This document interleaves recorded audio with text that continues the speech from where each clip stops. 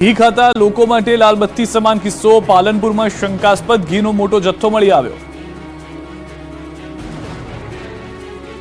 કોઈ સાવચેતી રાખવાની જરૂર છે કારણ કે શંકાસ્પદ ઘીનો જથ્થો ઝડપાયો છે। પાલનપુરના ચંડીસરની જીઆઈડીસીમાં શંકાસ્પદ ઘી તૈયાર કરવામાં આવતું હોવાની બાતમી મળી હતી। આ બાતમીના આધારે ફૂડ વિભાગે જીઆઈડીસીમાં દરોડા પાડ્યા હતા। શ્રી સેલ્સ નામની ઘી બનાવતી ફેક્ટરીમાં ફૂડ વિભાગે દરોડા પાડીને શંકાસ્પદ ઘીના સેમ્પલ લઈને પરીક્ષણ માટે લેબમાં મોકલી આપ્યા। સાથે જ 1 લાખથી વધુની કિંમતનો 180 કિલો શંકાસ્પદ ઘીનો જથ્થો સીઝ કર્યો। પ્રાથમિક જાણકારી પ્રમાણે ગુમર નામે ગાયનું અને ભેંસનું ઘી બનાવીને ફેક્ટરી સંચાલકો દ્વારા જુદા જુદા રાજ્યોમાં વેચાણ કરવામાં આવતું હતું। ઉલ્લેખનીય છે કે વધારે નફો કમાવવાની લાલસામાં કેટલાક લેભાગુ તત્વો આજકાલ ખાદ્ય પદાર્થોમાં ભેળસેળ કરીને નાગરિકોના સ્વાસ્થ્ય સાથે ચેડા કરતા હોય છે। ત્યારે ફૂડ વિભાગ ચંડીસર જીઆઈડીસીમાં દરોડા પાડીને આવા લેભાગુ તત્વો પર તવાઈ બોલાવી હતી। પાકિસ્તાનની બોર્ડર નજીક કચ્છની બોટ પલટી, બોર્ડર નજીક બોટ પલટી જતા બીએસએફ દોડતું થયું। પાકિસ્તાનની સીમાને અડીને આવેલા કચ્છના સરહદીય વિસ્તાર લખપતના મુધાન નજીકના ક્રીક વિસ્તારમાં બોટ પલટી જવાની ઘટના બની। વોટર સર્વેની કામગીરી કરતી ખાનગી કંપની 3 જેટલા કર્મચારીઓ વોટર લેવલની કામગીરી કરવા ગયા હતા। બાદમાં મોડી રાત્રે ક્રીક વિસ્તારમાં બોટ પલટી જતા લાપતા થયા।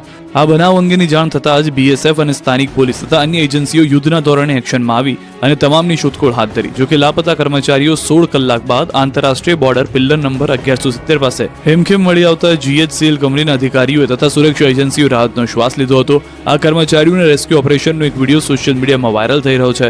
મહત્વનું છે કે બીએસએફ અને પોલીસની ઝડપી કાર્યવાહીથી આ અકસ્માત મોટા સંકટમાં બદલાતો અટકાઈ ગયો છે।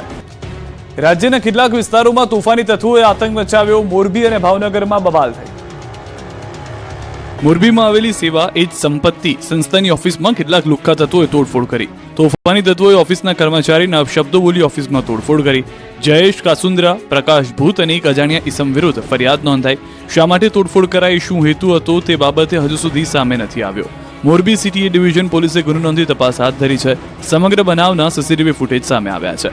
ભાવનગર શહેરમાં ફરી એક વખત અસામાજિક તત્વોએ આતંક મચાવ્યો। જવાહર મેદાનમાં ક્રિકેટ રમી રહેલા યુવક પર છરીથી હુમલો કરાયો। 4-5 લોકોએ યુવક પર સાથલના ભાગે છરી વડે હુમલો કરતા યુવકને હોસ્પિટલ ખસેડવામાં આવ્યો। ભાવનગરમાં જાણે કે ગુંડા તત્વોને પોલીસનો કોઈ ડર જ ન હોય તેમ તોફાની તત્વો બેફામ બન્યા છે। આ તરફ સુરતમાં અકસ્માતની ઘટના બની। પીપલોદ વિસ્તારમાં હિટ એન્ડ રનની ઘટના જોવા મળી। બેફામ કારે એક સાથે 3 વાહનોને અડફેટી લેતા અફરાતફરી મચી ગઈ। BMW કારે 1 4 વ્હીલર અને 4 2 વ્હીલરને અડફેટી લીધા। અકસ્માત કર્યા બાદ કાર ચાલક ફરાર થઈ ગયો। જોકે અકસ્માતમાં કોઈ જાનહાનિ થઈ નથી। સ્થાનિક સ્વરાજની ચૂંટણી પહેલા રાજીનામાનો દોર। અમદાવાદમાં ભાજપ મહિલા મોરચાના પ્રમુખનું રાજીનામું। અપક્ષ ઉમેદવારને મેન્ડેટ અપાતા ભાજપ નેતાએ રાજીનામું ધરી દીધું। આ સાથે જ સ્થાનિક સ્વરાજની ચૂંટણી પહેલા રાજીનામાનો દોર શરૂ થયો। ખેડા જિલ્લાના મહેમદાવાદ શહેર ભાજપના મહિલા મોરચાના પ્રમુખે પોતાના હોદ્દા પરથી એકાએક રાજીનામું ધરી દેતા રાજકારણમાં ગરમાવો જોવા મળ્યો। ઉલ્લેખનીય છે કે ગીતાબેન ભટ્ટાચાર્ય છેલ્લા 4 વર્ષથી ભાજપમાં પ્રાથમિક સદસ્ય તરીકે કામગીરી કરતા હતા।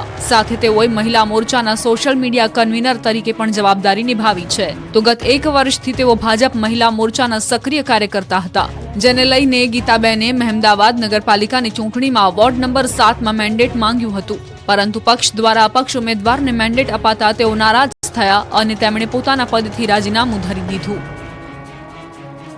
નર્મદા જિલ્લામાં રસપ્રદ બનશે સ્થાનિક સ્વરાજની ચૂંટણી। આમ આદમી પાર્ટીએ ઝંપલાવ્યું। નર્મદા જિલ્લામાં સ્થાનિક સ્વરાજની ચૂંટણીઓની પેટા ચૂંટણીમાં આમ આદમી પાર્ટીએ પણ ઝંપલાવતા ત્રિપાંખીયો જંગ ખેલાવાના એંધાણ છે। લોકસભાની ચૂંટણીમાં ગઠબંધન કરનાર આપ અને કોંગ્રેસ હવે આમને સામને આવી ગયા છે। દરેક બેઠક પર ભાજપની સામે કોંગ્રેસ અને આપે ઉમેદવારી નોંધાવી છે। દેડિયાપાડાના જાંક ગામની અનુસૂચિત આદિજાતિ બેઠક પર ભાજપમાંથી સરેશ વસાવા, આમ આદમી પાર્ટી ઉમેદવાર રાહુલ વસાવા, કોંગ્રેસ પાર્ટીના ગંભીર વસાવા અને અપક્ષમાંથી એક ફોર્મ ભરાયું છે। જ્યારે સાગબારાની ભાદોડ બેઠક પર ભાજપના ઉમેદવાર સરોજ વસાવા, આમ આદમી પાર્ટીના ઉમેદવાર સંધ્યા વસાવા અને કોંગ્રેસના સરલા વસાવા સહિત 2 ફોર્મ અપક્ષ એમ કુલ 5 ફોર્મ ભરાયા છે।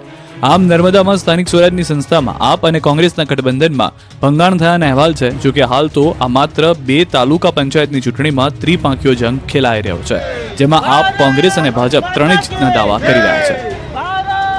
આ તરફ વલસાડમાં 3 નગરપાલિકાની ચૂંટણી પહેલા રાજકીય ઉથલપાથલ થઈ। વલસાડ આમ આદમી પાર્ટીના કેટલાક અગ્રણીઓ અને કાર્યકરોએ ભાજપનો ભગવો ખીસ ધારણ કરી કેસરિયા કરી લીધા. ગત વિધાનસભાની ચૂંટણીમાં વલસાડ બેઠક પરથી આમ આદમી પાર્ટીના ઉમેદવાર રાજુ મરચાનો પરિવાર વિધિવત રીતે ભાજપમાં જોડાઈ ગયો. રાજુ મરચાની પુત્રી ઉર્વશી પટેલને ભાજપે ટિકિટ આપી. રાજુ મરચાની પુત્રી, પુત્ર અને પત્નીએ ભાજપનો ખેસ પહેરી કેસરિયા કર્યા. વલસાડ જિલ્લા ભાજપ કાર્યાલય પર જિલ્લા પ્રમુખ હેમંત કંસારા અને સાંસદ ધવલ પટેલ સહિત ભાજપના અગ્રણીઓની હાજરીમાં રાજુ મરચાનો પરિવાર ભાજપમાં જોડાયો. મહત્વપૂર્ણ છે કે વલસાડ નગરપાલિકાના વોર્ડ નંબર 2 અને 3માં રાજુ મરચા અને તેના પરિવારનો વ્યાપક પ્રભાવ છે. આ પરિવારના સભ્યો અપક્ષ તરીકે પણ વોર્ડમાંથી ચૂંટાઈ આવે છે. જોકે રાજુ મરચા પોતે હજુ વિધિવત રીતે ભાજપમાં નથી જોડાયા. આ તરફ વોર્ડ નંબર 11 માંથી પણ આપના અગ્રણીઓ અને કાર્યકર્તાઓ આપ છોડી ભાજપમાં પ્રવેશ કર્યો. આપના જિલ્લા સંયુક્ત સચિવ શશિસિંહ રાજપૂત, આનંદસિંહ, વિપુલ રાય, સતીશસિંહ અને શિવમસિંહ સહિત કાર્યકર્તાઓ ભાજપમાં જોડાઈ ગયા છે અને હજુ પણ આગામી સમયમાં પણ અન્ય પાર્ટીઓમાંથી મોટી સંખ્યામાં કાર્યકર્તાઓ જોડાઈ શકે છે. વલસાડ જિલ્લામાં વલસાડ ધરમ